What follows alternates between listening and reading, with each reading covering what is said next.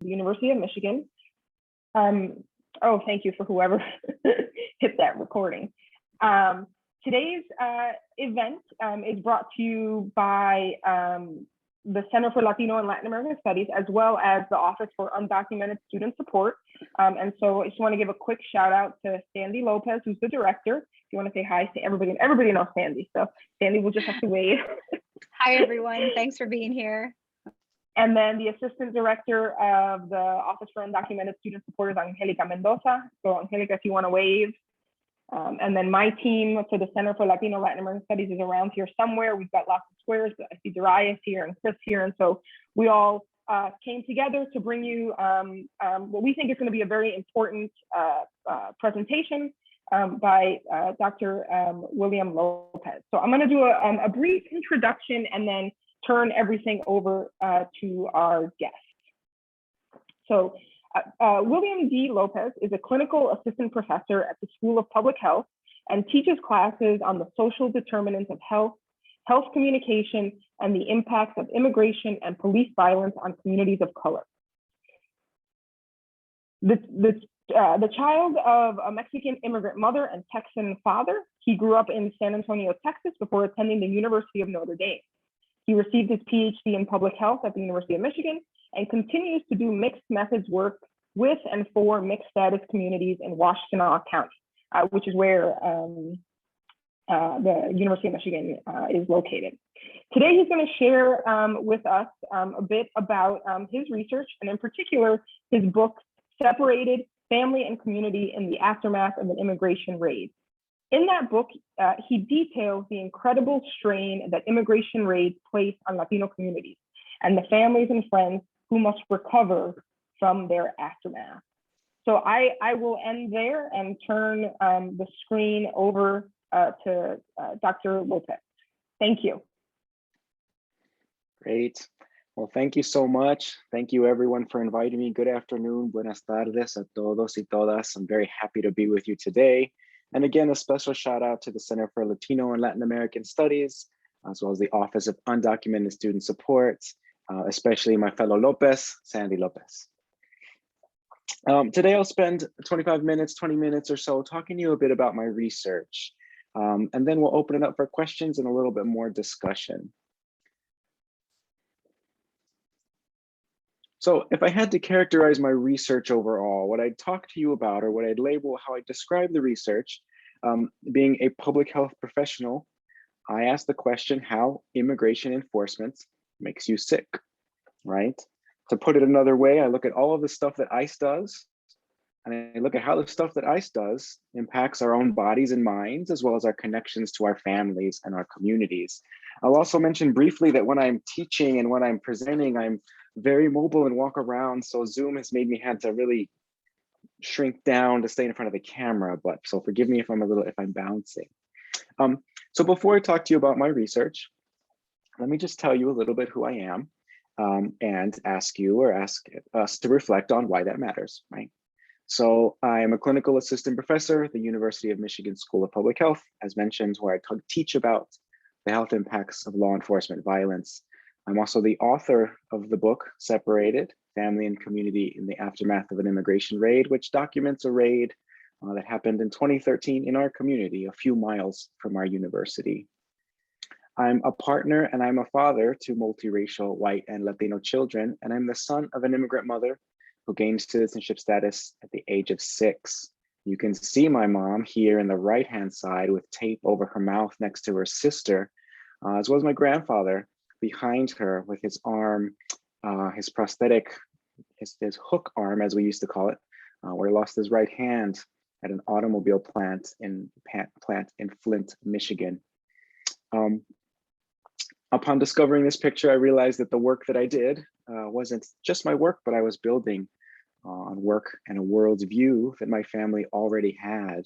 And upon becoming part of the public health research system, I started to see the loss of my grandfather's hand as not something that just characterized my grandfather, but characterized men like my grandfather, right? Men who came over from Mexico to do demanding, physically damaging work that often resulted in the loss of limbs or damage to back and to mind, right?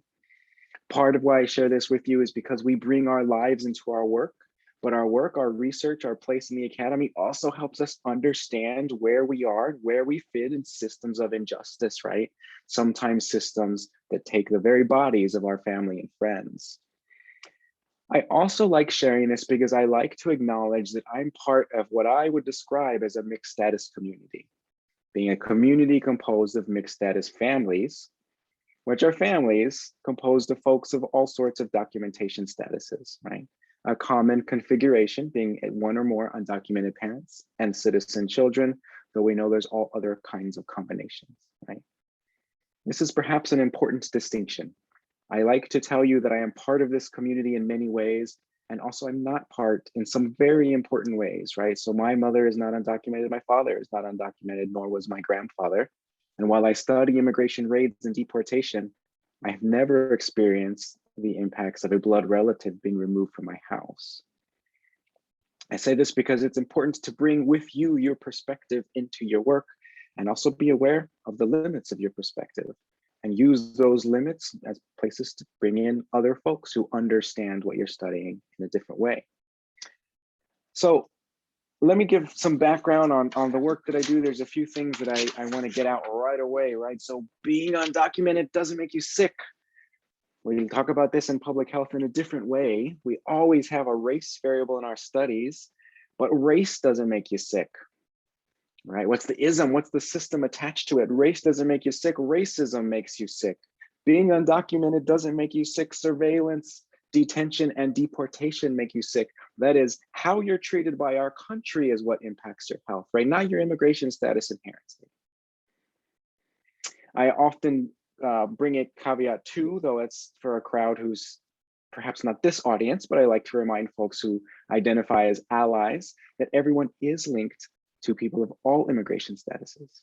Many in our families, sometimes in communities, but also through systems of exploitation. If you don't know, any immigrant communities or any undocumented folks, you're still benefiting from their exploited labor of these communities, right? Which, as I said, often results in bodily harms, underpayment, and lack of insurance. Your connection to the undocumented community is important, whether you've considered it or not. I also like to give the caveat that I talk a lot about biological families, and that's because much of my work centered in families that were biological, mother, father, and children, and often men and women families. But of course, you know, there's a range of relationships and genders and identities impacted by immigration enforcement, not just men and women families and not just biological children. And though I center that here, I'm well aware that that's not always the case. I always attempt to expand my work, and I look forward even more to the next generation doing this intuitively in the work that they do. And again, no matter where you are in your understanding of immigration and health, there's always somewhere to enter this struggle, right? Whether you've been doing this for 2 decades or you're just starting today, that's all right. There's a place where you figure out a place to figure out what to do next. So a graph we don't want to look at, but a graph most of us know. Deportation steeply climbed from 1892 to the end of this graph in 2013, right? So much of this was followed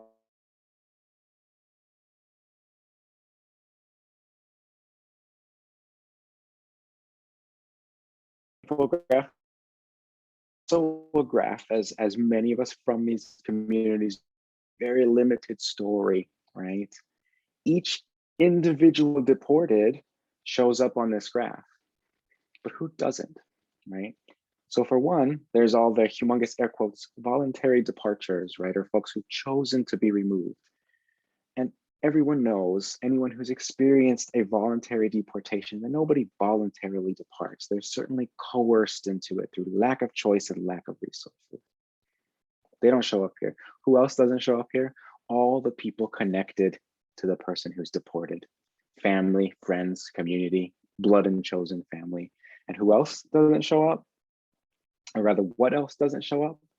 The detention that follows it and the arrest that precedes it, right? And how that arrest takes place is really qualitatively important to the experience of the deportation. If somebody's kicking in your door versus somebody arresting you in court, versus somebody standing outside your school to arrest you. These all shape the ways our bodies and our minds react to the threat of immigration enforcement. So let's just think about 3 pathways that immigration enforcement gets under our skin, right? Gets into our bodies and our minds.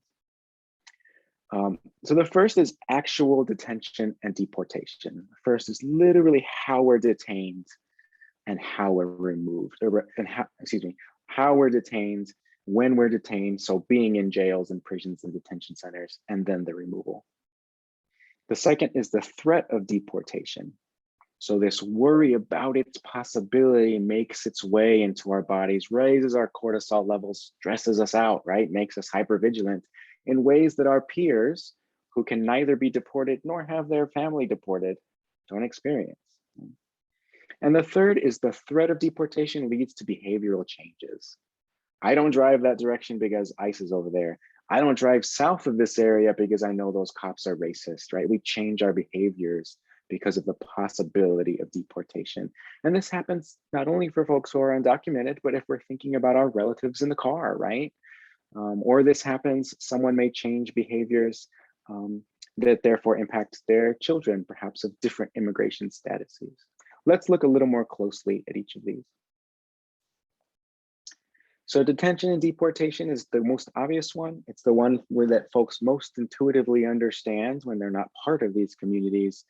For those detained and deported, detention centers are known spaces of human rights violations, right? These are our cages that are designed to pack human bodies closely so they can be surveilled efficiently. Nothing healthy about this situation. When you're detained, and I'm going to go ahead and comment on this right now because as Laura brings up, detention centers are hotspots for COVID, not only detention centers, but prison and jails. We just wrote a piece on this in the American Journal of Public Health, which I'll share with you. You're going to get me off on a slight tangent, but I'm so angry about detention centers being COVID hotspots that I'm going to go ahead and go on this tangent briefly. Detention centers are similar in many ways in how they pack people, bodies of color specifically, to surveil them and control them. This is one of the reasons we see them as COVID hotspots. They're not designed for people to wash their hands, nor have individual soaps, nor use showers and restrooms, right? This is also what happens in work that other immigrant communities do in factory work. Factory work, especially meatpacking plants, are often designed to cluster us close together, right? So this capitalist machine that's profiting from our proximity is also responsible for the spread of COVID. Okay, close parentheses, thank you. That was a great tangent there. Deportation and detention removes us from our social networks. And at some points, though not at all points, we may return to violence in our countries of birth, right? For those in the US, there's what we call, acute poverty. So often one breadwinner, one financial provider is removed.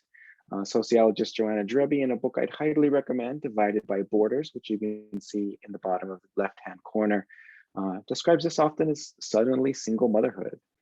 Because of gendered racial removal programs, as sociologists describe them, men are usually profiled and detained, leaving mothers to pick up the pieces afterwards, which can ultimately lead to dissolution of one particular configuration of a family, a deported parent, a severing of a particular parent-child relationship.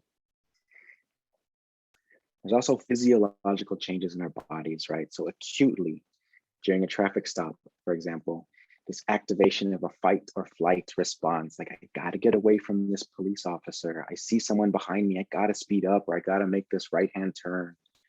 And what happens when this activation occurs frequently, right?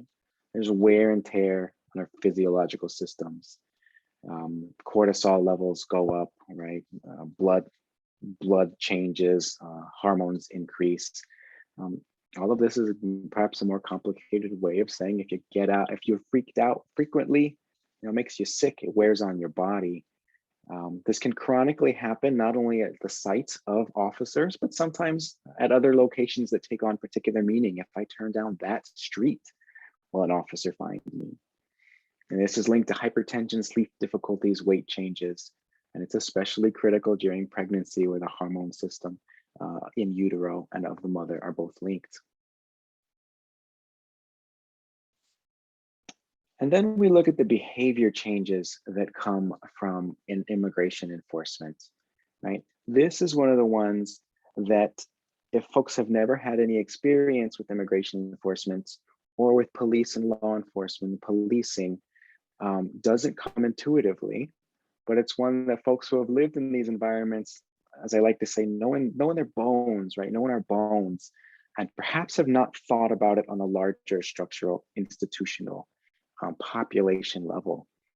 So much of what we saw after the raid in 2013, happens following all different types of immigration enforcement, when you're worried about being pulled over, especially about being pulled over for the color of your skin, you're likely to avoid driving and are likely to avoid leaving the house. This can sometimes result in confining yourself to one's home. It often results in avoidance of social services. Right? There's this fear not only of being profiled and pulled over as you're driving, but also of going into a clinic, having to give your social or the driver's license that you don't have, and this information going to ICE. It also results in avoidance of certain areas and certain people. And what we see in this avoidance of certain areas and certain people, when we bring in our public health lens, what are the things that keep us healthy, right? One of them is certainly social support. Again, intuitive, but we may not have thought of it like this or on the population level. 3 kinds of social support: emotional, informational, and resource. Resource is kind of the most simple. The family you go to borrow the car, the friend you go to borrow money, right? Informational, here's where you go get your COVID test. Here's how you apply to college or do your FAFSA. And emotional, I'm having a crisis, I need a shoulder to cry on. We lose all these types of social support when we don't drive, when we can't leave our homes, when we're confined to our homes, and when we avoid certain areas in which can have particular cultural, familial, community meaning, like our churches and our gyms in which we have our quinceañeras, right? When we avoid these spaces and our social networks sever, it impacts our health. Now, what I want us to think about here is, as I've kind of mentioned, lots of times, like I saw the hook on my grandfather's arm and thought it was a characteristic of my grandfather before seeing the larger pattern, you know? Why did my grandfather and other men of his generation or men of his immigration status or doing that type of work tend to lose arms or legs or have back problems more so than their often peers, right? And I pose this question to you, and you probably know the answer. What happens when on a population level, we're confining ourselves to our homes? When we experience these physiological changes over time where there's detention and deportation in our families, right? This ultimately takes its toll on a population level in our communities and ultimately impacts our education and our life trajectories. There's also one other example I always like to give: shortening of lifespans, right? So if our communities, our racial ethnic group have shorter lifespans, not only do we certainly lose that time in our future, in our 70s and 80s and 90s with our families and communities and the people we love, but we also lose a big portion of our political power. So when other communities outlive us by 8 years, all of those populations, all of those members of that population are voting in 2 more presidential elections than we are if we die just 8 years sooner. This is the overall view. I'll talk a little bit specifically about what I look at. As I mentioned at the beginning, not only is detention and deportation critically important to our health, but how it unfolds really impacts us. And this is missed when we just look at numbers of deportations. Originally in the book Separated, I looked at home raids, right? In this particular home raid, and as lawyers have seen by looking at cases of those who have testified, immigration home raids occur in pre-dawn hours with agents in body armors and weapons. There's often pounding on doors and windows, collateral arrests, documents are taken. Witnesses often include children, and in the Trump administration, they were increasing in frequency, right? An easy way to summarize this is these are highly militarized, I always like to remind folks that deportation, detention doesn't happen because people ask nicely, right? It happens because of the threat of real violence. It happens because of the threat of harm. And we know from our psychological research, in the threat of violence and harm, fearing your own death or that of someone you know can result in symptoms of PTSD, which is what we saw following the raid, the raid you see profiled in the book. This is a typical example of what a home raid looks like, right? For those of you who remember the case, this is dating myself, but I imagine others watching remember this case and this very famous photo of the raid of Elian Gonzalez's house. If someone remembers the year, you can drop it in the chat. It's not coming to me. But the point remaining, right? The terror that you see on Elian's face, and the heavily armored, heavily militarized ICE agents or agents entering the house, to no one's surprise, have psychological impacts on the people that experience these raids. And then our current line of research considers immigration work raids, right? So immigration work raids, the most famous one we know of, kind of historically, so this might date, might be a little older than many of you, remember, but was the raid in Postville, Iowa. I know plenty of folks remember that, about 300 folks detained, right? Just a massive amount of people all detained at one point.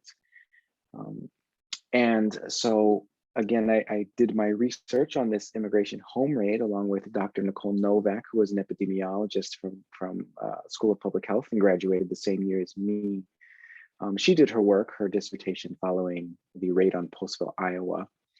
And what her work found is that if you compare infants born after the raid, Latino infants, infants born to Latino mothers are more likely to be low birth weight than their white peers, right? Their white infant peers, arguing that these immigration raids have fundamental changes on our biology and our cortisol levels, right?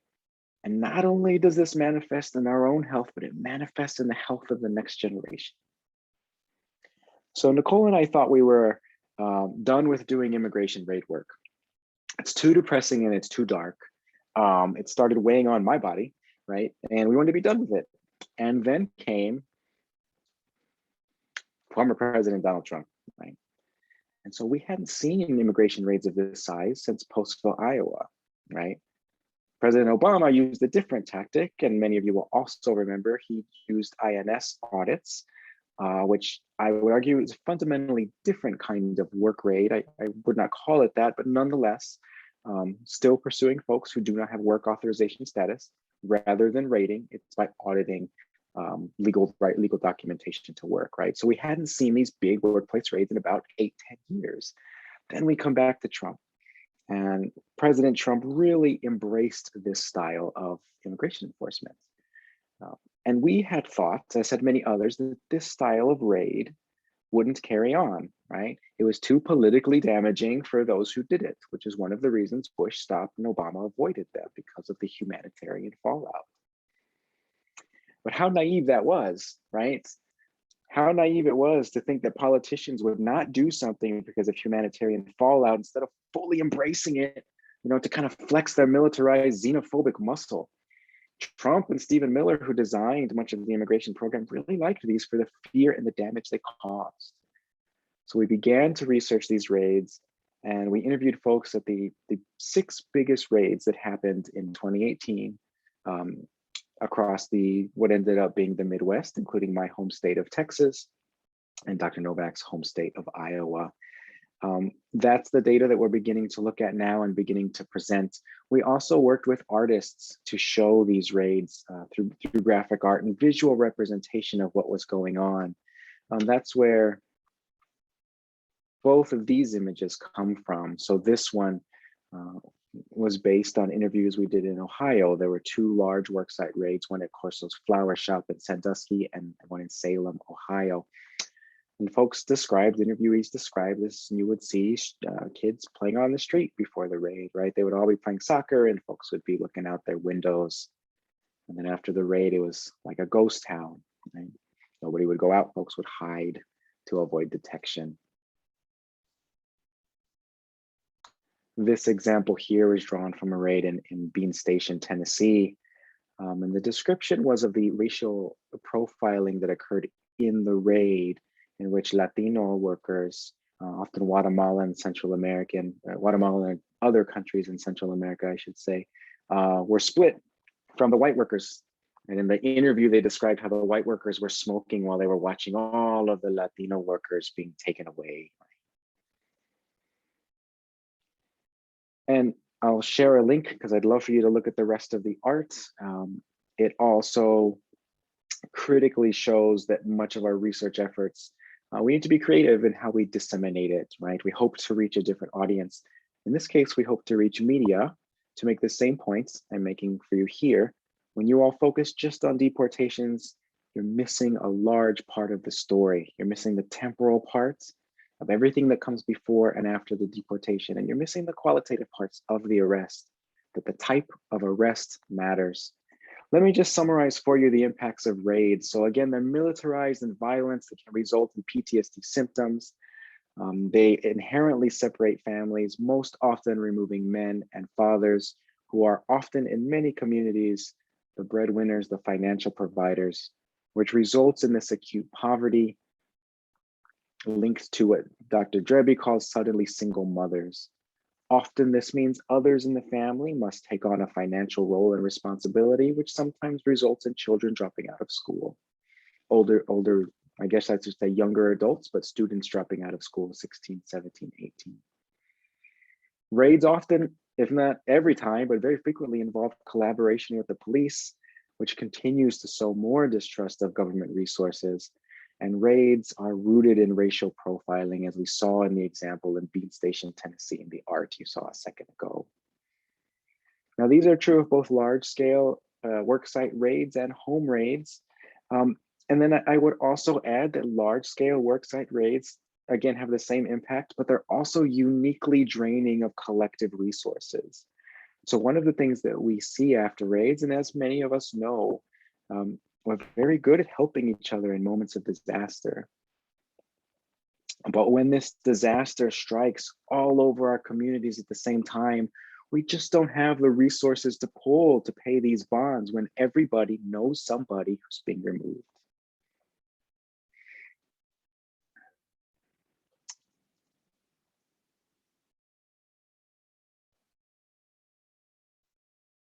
I want to go ahead before I wrap up.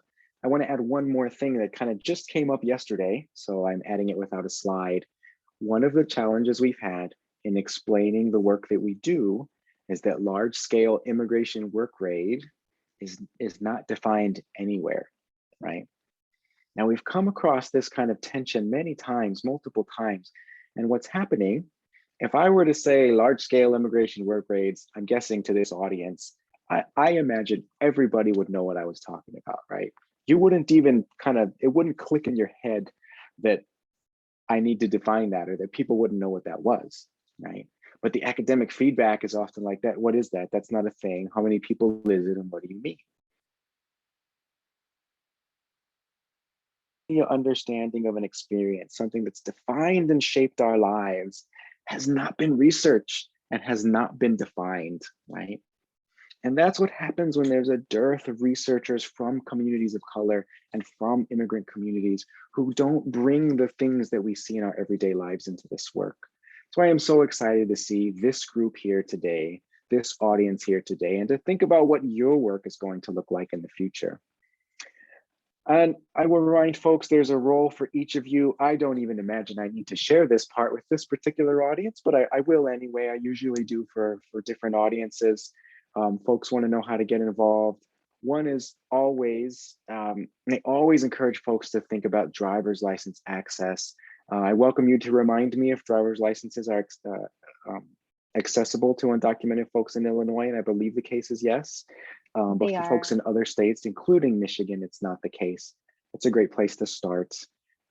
Sometimes you can't change federal policy, but you can work on state policy. And decreasing the number of times we get pulled over and taken to detention will have a huge impact on deportation. I always encourage folks to think about the university policy toward collaboration with ICE and your local police policy. Again, Sheriffs are elected officials. The one who controls the jail is the sheriff, and the sheriff decides if they're going to collaborate with ICE. So this should shape an election. This should influence an election. I imagine this audience is already very educated, but everyone has some reading to do.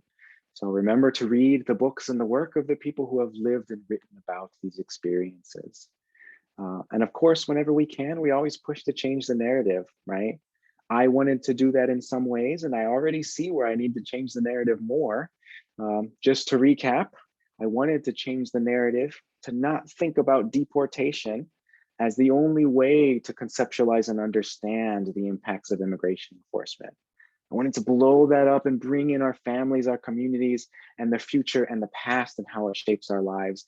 And I see now what I hope to do and hope the next generation does is continue to blow apart these dichotomies, right? To remember that families are not husband and wife every time, that there's biological and chosen families of every type of relationship, and that these are also shaped by immigration enforcement. I also often, and in the book, called for solidarity among those policed by the police, often African-American communities, and policed by ICE, often Latino communities. And I do argue strongly for Black community, Latino community solidarity, but also for us to remember Afro-Latinos exist at this intersection and certainly have a role and a voice in this movement and solidarity as well. I look forward to you changing even more narratives than I could ever hope to do. Happy to close this and take some questions and continue the conversation. The book is linked there. The art, I show you there's other art as well, linked in the ICE in the Heartland link there. You can reach me on Twitter and an email. Happy day of bi-visibility to anyone who identifies as such. I also teach a social determinants of health class where students are learning about immigration and immigration enforcement. And if there's anything you want me to tell them, I'm happy to do so. Add it in the chat. All right, well, thank you so much, Sandy. I'll turn it back over to you to get us through Q&A. Thanks, everyone. Excellent. Thank you. Let me go ahead and drop in the link for the book really quickly that I found, just because, and then I'll go ahead and open it up if anyone wants to drop a question in the chat, or if anyone would like to raise their hands. I'll be watching here for Q&A. Yes, wonderful presentation. Thank you. And for those of you who wonder, it's draining every single time. Part of what I also like to say is when you do work that's close to home, it's exhausting every time. And it took me a long time to figure out how much of my day I needed to block off to do it. Like afterwards, I can't just go back into work. I kind of have to let like the adrenaline and the emotion settle, right? Yeah, it's very real to talk about something that draws you, that you kind of lived and breathed maybe your whole life, but certainly for the period you were looking at it. So I'm going to go ahead and just start with, obviously, thank you talking about the significance that a health impact. And I have a question about you were talking about a little like, how do you take care of yourself afterwards, and self-care. And I think one of the things you mentioned too was just how it affects you, and that vicarious, trauma that someone can feel. Like I was going to add to Laura's question about taking care of yourself. And then if you want to answer that, I'll go ahead and move on to the next one. Yeah. Laura, you got, I don't know if your camera's on, but you asked two great questions that derailed me. The other one about COVID and the detention center. And this one, certainly an excellent one, right? How do you take care of yourself? I guess in multiple ways, right? And one is that I always remember there is no better way to spend, no more fulfilling way to spend my life than being able to do what I'm doing, right? So like, even though it's traumatic and challenging, it's my job, right? And what a wonderful job it is to have, to be a public health researcher who at the end of the day judges his work by, is it making the lives of people I love better? I feel very fortunate to be in that situation. But concretely, like, I'll add two more things. One is that a good, healthy escape is important. And so that comes in a variety of ways, certainly physical activity, certainly a lot of Netflix. And the last thing I'll say is one of the things, and I say this mostly for folks in any level of higher ed, but what I had to learn while writing this is what I call the emotional commute, right? So I'll explain that briefly. When you work somewhere, you don't feel bad about your 45-minute drive, right? It's just your commute. For us, frequently, it's from Ann Arbor to Detroit. It's just your commute. But for some reason, when we're writing about these really emotionally charged and challenging topics, if it takes us 45 minutes to get going, like we beat ourselves up over it, we feel really bad. And it just took me a while to understand that, like, no, that's just how much prep it takes to be able to do that work, and then that's how much it takes to come down from the work. Is it unfair? Yeah. Do your peers have to do that? Probably not. Will students come into your office and say, I want to talk about your methods. It reminds me of my grandfather's deportation. Yeah. And are you jealous of your peers whose students come in and say, can you show me how to do regression, right? There's no emotional drain there. Yeah, so part of it is like, yeah, this is the path I've chosen. I feel extremely fortunate. And sometimes it means I have to work harder, and sometimes that's unfair. And I guess I kind of accepted that's the way it is. As a long-winded answer, that may not be the right answer, but I think that's how I think about it. I will share the AJPH article. I'm very excited to share that one. And there's some just comments talking about a poor healthcare system that that already exists, and then a question asking about, are there any groups that exist that show solidarity of African Americans and Latin Americans? Yeah, it's a great question. I'm going to go ahead and I want to look this recent one up.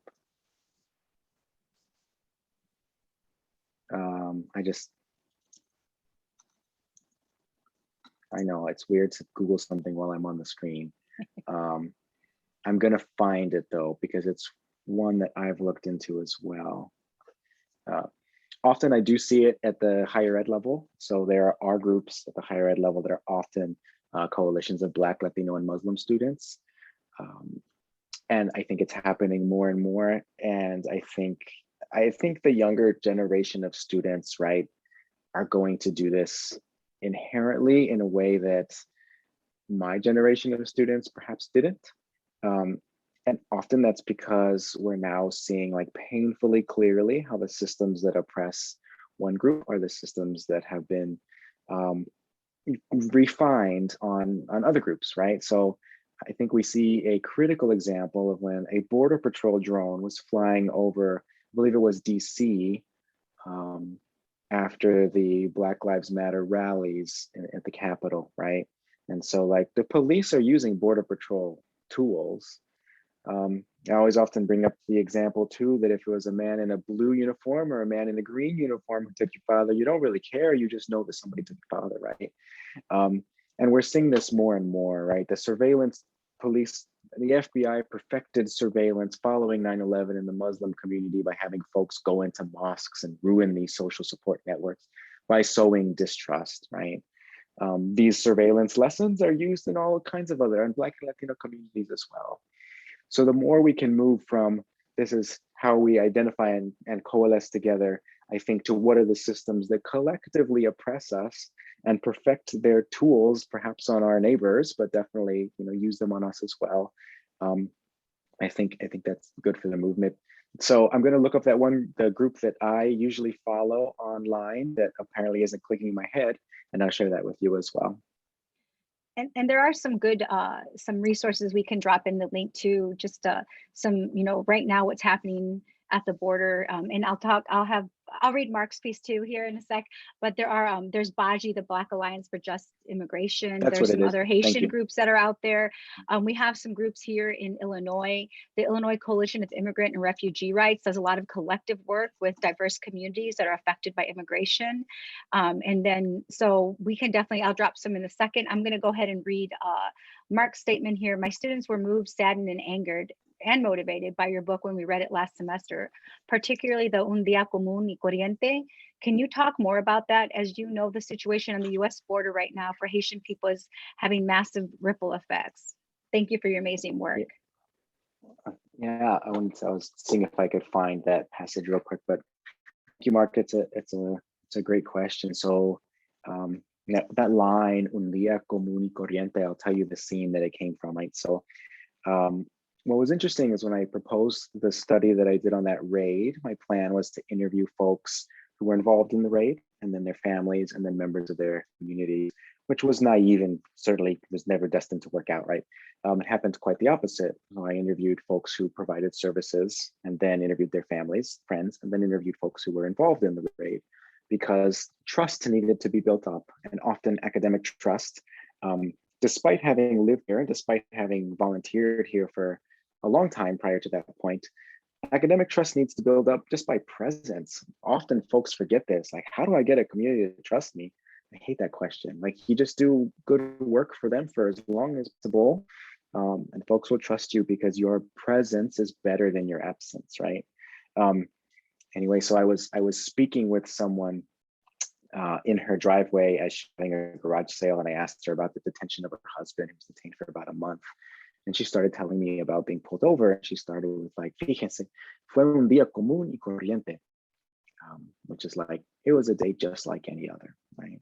And it really alerted me to this idea that like immigration enforcement, when we reflect on it, it's catastrophic, and it is. But part of the trauma and the catastrophe is that it happens en un día común y corriente. It happens at any given time, right? And after the raid that was documented in the book, you know, the women, the mothers who were in there were like, there was food on the table and everything was half drank, and you know, we were looking at our kids' winter clothes, and I knew they were cold because the door had been kicked open and they had no jackets, right? Like, immigration just infiltrates the most common and daily of tasks, like eating together with your family. It's the degree to which just the intimacy and the security of your home and your family disintegrates because of immigration enforcement shocked me, which again, to folks who have experienced this isn't shocking, but certainly shocked me. You know, I think Mark also asked about the work on the Haitian people on the border right now and massive ripple effects, which is also a great question. I'm not agile enough to connect it to the común y corriente idea at the moment, but I do think it also illustrates the importance of taking a long historical look at the work we're doing, as well as, again, tactics we're learning between policing, who used to ride on horses and used to catch runaway slaves on horses with whips, and a tactic that the Border Patrol is using, albeit, as we saw, it's not a whip, it's the horse's rein. That's fine. Qualify it however you want. I get it, whatever. We did see that response. Nonetheless, tactics used on both sides. Also, we think about Haiti as a major port for folks who were taken from Africa, placed on Haiti, taken to the US. So this also harkens back to the way we exploited labor when we shipped folks off to World War II, brought in a bunch of Mexican laborers, then deported them, right, in Operation Wetback, as it was called, and exploited labor. You know, I would say this is very much the same, as we exploited this slave labor in Haiti, and now we're seeing Haitians coming to the US and we're saying, no, we don't want you anymore, right? This is a long-standing pattern of worker exploitation in which we respond by marking it as an immigration emergency, highly coded in race. Yeah, I think there's still lots for me to think about, and admittedly, Mark, I have not looked into the situation there in the border in my home state either, as much as I should. Sometimes it takes me a little while when it hits that close to home to dig into it, but I do plan to do that. So we have another comment here. It says, sounds like an anthropological field work. That's an area I'm interested in. Would you have a general recommendation of where to start? And then quick to your last comment. Oh, sorry. Quick to your last comment. The border is the crisis. Yeah, in the foreword of the book, Ruth Behar, who's an anthropologist, a feminist anthropologist, describes the border is everywhere nowadays, right? So I think, you know, Laura, your point is like the border is the crisis, the existence of the border and our enforcement patterns is the crisis. You know, perhaps it's a pandemic, perhaps it's economic turmoil in other countries, but ultimately it's the border. And much of what I and many of you not being on the border are also bringing into this work of like, yeah, and the border's everywhere, right? Our tactics we use and refine on the border, we use in homes throughout, in my case, the Midwest, in your case, in big cities. And Kaylin, certainly it's anthropological field work. That is, I describe it, I loosely describe it as ethnography only among some people because anthropologists like the term ethnography more so than, and I didn't do it for the, okay, I'll back up. So my PhD was in public health, but I used anthropological methods as my cognate was in anthropology. What that means is lots of my courses and electives were in anthropology. I do describe it as field work there. And a great place to get started there, I don't know what grade level you're in, but certainly taking anthropology classes is a good way to see, you know, what the field brings. But also the other things I'd suggest is whenever you're reading academic work to kind of see what it lacks and to see what method you think would make up for that lack, right? So like, oh, that's a pretty narrow answer. I wonder what they didn't know or what they didn't do. If I were the one writing this, I would have asked, I would have done, and then see what kind of methods align with it. Thanks, Mark. As I like to remind folks, you know, sometimes the best methods are the ones we always had in our friends and in our family, right? It just became, it took a while for the academy to label them as legit methods, but they were nonetheless the best. Often we passed on the stories of our families through our historical narratives, you know. It was only later that we began to call these life history interviews and narrative studies. We've always been doing this. So sometimes look for the academic version of the things you intuitively know to be best to reach humans when they're most in need. I think Christina has a question. I do, thank you. I let Tammy know in the chat, I turned my camera off. I'm having bandwidth issues and my toddler's about to be home and run through the room like a like a crazy person. So thank you so much for sharing your research with us. And you know, listening to you talk, you mentioned a few times, you know, future generations of scholars and future students that are going to come you know, after you and whatnot. And I think about this a lot too as a scholar and a teacher. And you know, these are difficult times, as Mark, you know, mentions, you know, the crisis, you know, with Haitian migrants, you know, right now and you know, whatnot. Are you hopeful about our ability to make change and to make things better, or are you more cynical about the power that we have? Ooh, what a good question. One of the things I like to do, because I get that question often, is to kind of decenter my own hope in the work that I do, and to remind myself and you that you can do really good work even in the absence of hope and optimism, right? Hope and optimism are great, but if I only work in public health when I'm optimistic, I will never work, right? If I only work when I'm hopeful, I will never work. Every once in a while, I need the hope to sustain me, but I can't let my hope be the fundamental thing that fuels me, because it's not how it works, right? It's not in my short lifetime, in my, you know, the legacy of my work. I'm not going to be able to combat a legacy of slavery and exploitation and capitalism, right? You know, the speech for Archbishop Oscar Romero, who for folks who may know his story, was martyred for speaking up for the working poor, as was his phrase, said, you know, we plant the seeds that we'll never see grow, and we are prophets of a future not our own. I think about that all the time. I'm never going to see my work come to fruition, right? But that doesn't mean I don't stop doing it. I'm hoping the seeds that I plant will grow later. And I know that also, hopefully, you know, I'm doing the work of the prophets and the laborers and the researchers that came before me. So I think I will say that I do not make my hope the critical part in whether or not I do that work.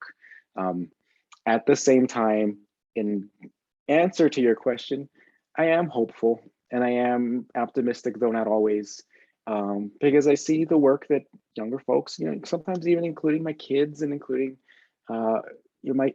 just to give you an example, my son's 9, my daughter's 12. They switched to they as the singular pronoun. I don't even bat an eye, right? Our generation is falling apart over it. They are so much more ready to deal with these systems of inequality than I ever was. That yes, they keep me very, very optimistic. So it's a good question. Thanks. And then Beatrix commented that Haitians were, I'm reading these comments just so you know, because I know we have people on the phone, so they may not be seeing the chat. Haitians were also stigmatized previously as disease carriers, HIV/H. Your work is so powerful in showing how immigrant enforcement makes people sick, upending the narrative of immigrants as a threat to public health. And then Laura commented, oh, yes. Oh, go ahead. Yeah, go ahead. No, Beatrix, this is like showing, and Mark knows this too, right? So like showing immigrants as a threat to public health is like a favorite way to be racist and anti-immigrant and code it in something that's politically neutral, if not favorable, right? Keeping the population healthy. But just the same way that police are meant to serve and protect, and we know they serve certain people and protect other people. When we're talking about the health of our community, we mean a certain kind of health, and we mean health for certain people, right? I would also add, I agree, Beatrix, that it's also fundamentally wrong, right? So often rates of so this is going to be a nuanced answer that I think it's important to make this point. Often these rates of disease aren't higher in immigrant communities, but that is the stigmatization, right? Aren't more dangerous, but that is the stigmatization. We saw Trump really lay into this when he made up that category of angel something or other, right? Which is people who have had a loved one killed by an undocumented person, which is statistically ridiculous. That's like having people killed by, and I'm sorry, manufacturers of the Prius, but like Prius owners, right? It's random. Okay.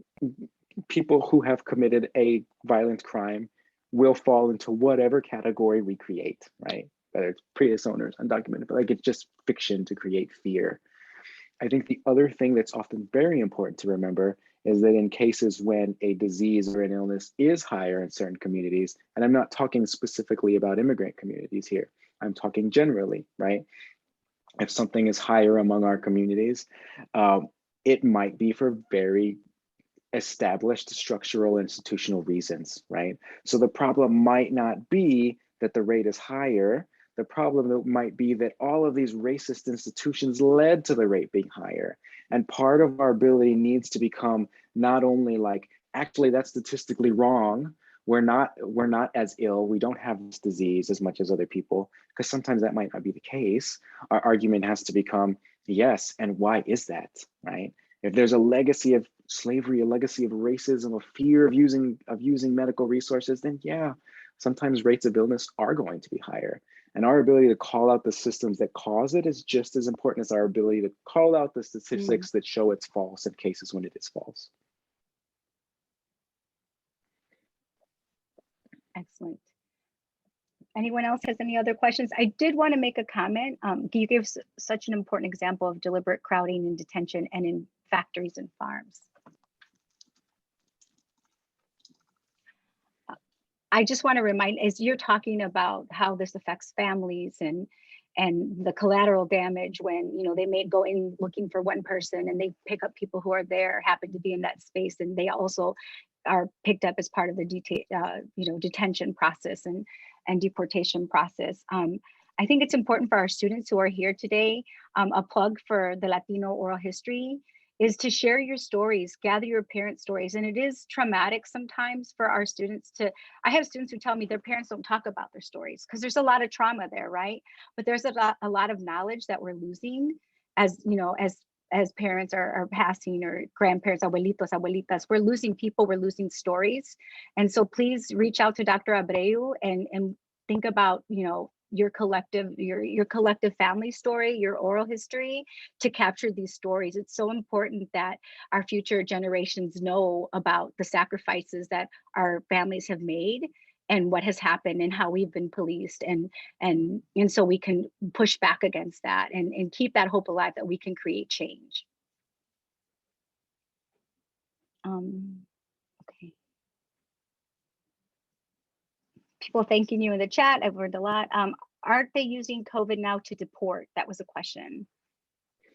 Absolutely. So that's maybe I didn't actually succeed in making the linkage I wanted to there, but just as HIV has been linked to immigrants, COVID is also like the reason that borders are closing is to halt COVID infection. So it's actually one of the Michigan websites. Forgive me, I should remember which one it was. I don't, but the state newspaper in Michigan.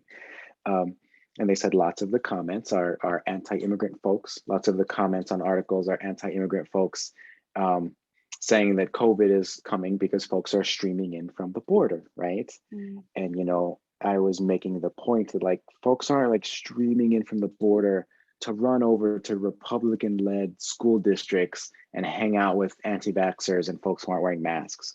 Like, we know why COVID is spreading in those areas. That's because folks are denying vaccines, denying masks, not because immigrant folks are bringing the COVID in.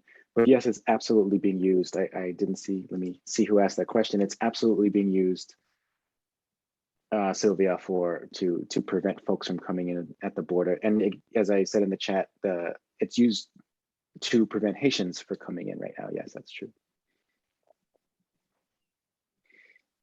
Yeah, and you know, I'll just, is it okay, Sandy, how much more time do we have? -1 minute? Yeah, but I mean, we have as much time as you want. Okay, then if it's okay with you, I want to make one comment about the importance of oral history, as you said here. And Sandy made the great point that sometimes it's traumatic to talk about these things. And one thing I really like to suggest is to unpack that phrase of traumatic to talk about these things and to think about what falls in the range of these things, right? So sometimes you can't talk about your home raid, right? But you can talk about how your grandfather, as I did, worked on a farm and was injured, not in a farm in my case, but for others, worked on a farm and was injured doing his agricultural work, right? So really push yourself to think, these are the things I'm not ready to talk about, but these are the things I am, right? And sometimes when you start talking about what I call the softer entry points, you start working down and you understand under what circumstances and in what settings you can talk about the really hard things, right? And sometimes it's like, all right, I can talk about that really hard thing, but it's going to take a whole day. I'm going to block off all 8 hours and I'm literally only going to do 30 minutes of writing. And you just gotta you just gotta accept it. Sometimes the ratio of like processing to writing is kind of ridiculous, but it's just a part of doing this work. So I again think the, you know, shout out the NIU Latinx Oral History Project, because it is important to keep these records, especially now during the pandemic, as we saw rates of death among Latino Latinx populations, as well as rates of unemployment were highest in our communities. Not because of particular behaviors, right? Because of particular structures that lead to our clustering together, whether it's detention centers and prisons that profit off that clustering, or agricultural work in which we're all sharing rooms to, again, profit off folks who are profiting off our labor. These are really important stories to get down. There's the line that stories or history is written by the victors. And we want to push back against that, right? In cases in which we're the oppressed, we want to be the ones writing stories. And what it often means is that we need creative people to collect those stories, whether that's our work in interviews, whether that's the Center for Latino Latin American Studies, oral history projects. Like, we have to collect our own stories if we want to show the stories of racism and oppression in our lives. Thank you so much. That was a great ending. I want to just be cognizant of time for those of you who are tuning in on your lunch hour. We really appreciate you. Please look up for future events. We have some wonderful speakers coming. All of our events are free and open to the public. Both the Center for Latino and Latin American Studies has events coming up. The Office for Undocumented Student Support has them. And thank you to Dr. Bill Lopez for the work that you're doing, the necessary stories you're capturing, and to remind us that we do have stories to share. Our families do matter, and we have to be in this fight for our community. And you know, hope, while we may lose it sometimes, hope is what motivates us and moves people and gets us, you know, to change. And for all the undocumented students here on this call, thank you for tuning in. Thank you for being here. And thank you for your work to make all of these, you know, events possible, our office possible. We see you, we know you have lifted and done heavy labor, and we appreciate you. So thank you. Thank you, everyone. It's great to see you. Thanks, Sandy. Bye, everyone.